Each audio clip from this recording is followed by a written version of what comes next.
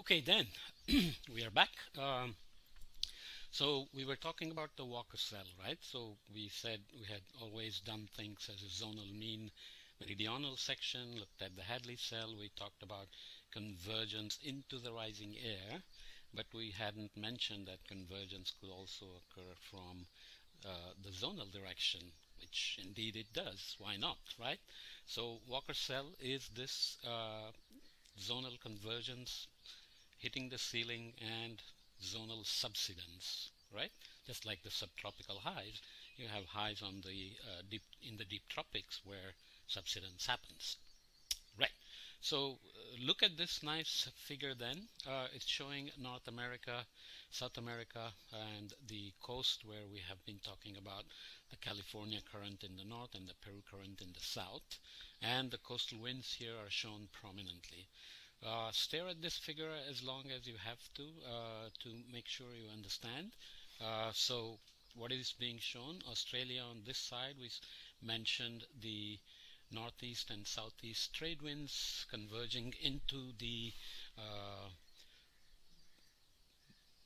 intertropical convergence zone. I don't know why I blanked out, but and creating this Ekman divergence on the equator, which is going to give us the upwelling and cold temperatures.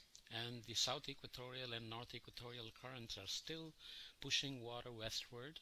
As it keeps going westward, cold ocean typically tends to get warmed by the atmosphere through latent heat flux, solar radiation, uh, sensible heat flux, long wave radiation. So those are the four components that have to be balanced to produce a net heat budget of the surface temperature. So that's what's being shown here. Cold water's being pushed westward, getting heated along the way and producing this nice warm pool on the west that we talked about, which moves north-south with the sun. This also adds the subsurface picture where I had already mentioned that cold temperatures, upwelling, heavier water is high sea level pressure, lower sea level. On the other side, on the west, you are piling up warm water.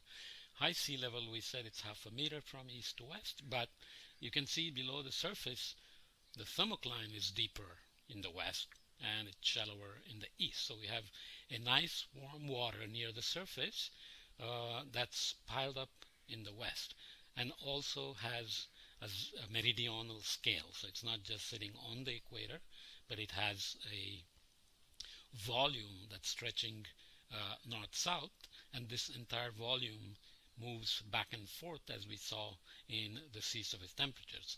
You can easily go online and find these animations.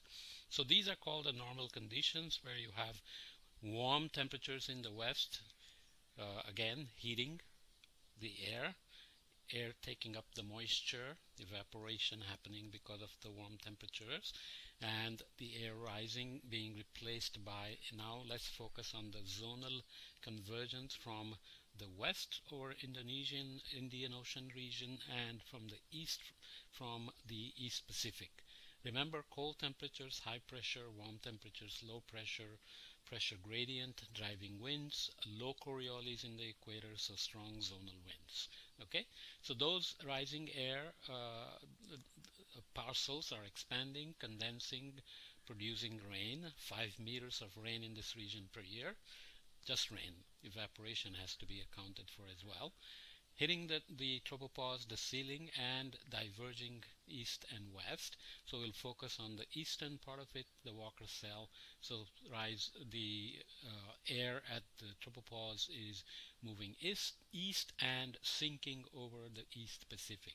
So this is the Walker cell. Why is it called the normal condition? Basically because during most years, this is how the Pacific Ocean looks. Okay, has cold tongue, cold temperatures, high pressure in the east, warm temperature, rising air, rain, and high sea level, and so on in the west. Okay, normal conditions. There are other things, the upwelling off of California, upwelling of the coastal Peru and Chile, which is all being advected westward into the deep tropics and so on. Okay, so for learning about El Nino, we need to understand this normal condition very well, and then we begin to see what is not normal, what is anomalous. Anomalous means deviation from the normal. Normal is long-term average or climatology. Many terminologies, all meaning the same thing.